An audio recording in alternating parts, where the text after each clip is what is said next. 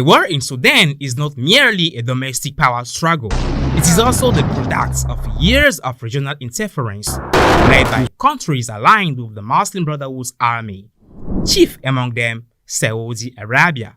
For many analysts, the role of Riyadh, though presented as humanitarian mediation, has in fact helped derail the civil transition of Sudan and pushed the country to the brink of collapse. These things became clear after the December 2018 revolution and the fall of Omar al-Bashir. Rather than supporting the democratic transition, the Saudis offered generous financial and political backing to the then ruling Transitional Military Council.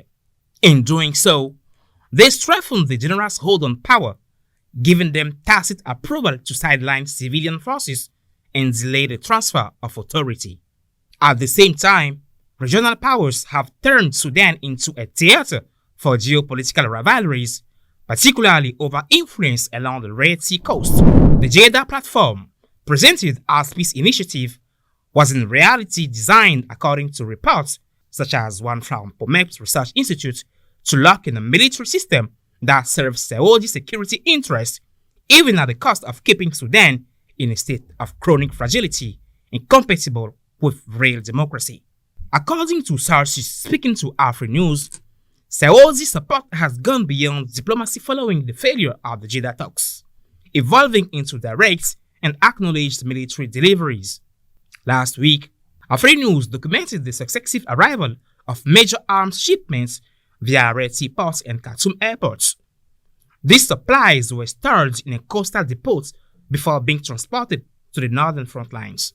At the same time, an aircraft from the King Salman Humanitarian Aid Center lands in the capital under the cover of medical supplies, illustrating a two-track strategy: humanitarian in appearance, military in substance.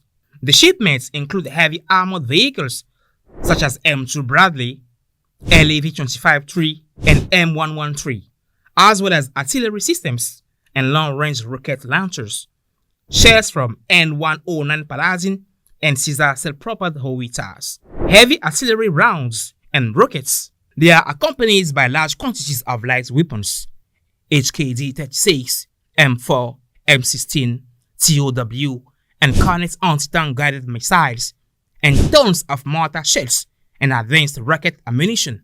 This arsenal directly contributes to prolonging the conflict and deepening the humanitarian catastrophe. By prioritizing military arrangements over a sustainable civilian transition, these politicians have fueled a devastating war that has destroyed infrastructure and displaced millions of people. Saudi Arabia's regional role, far from neutral, thus appears as a key factor in transforming the Sudanese people's aspirations for freedom into an ongoing human tragedy.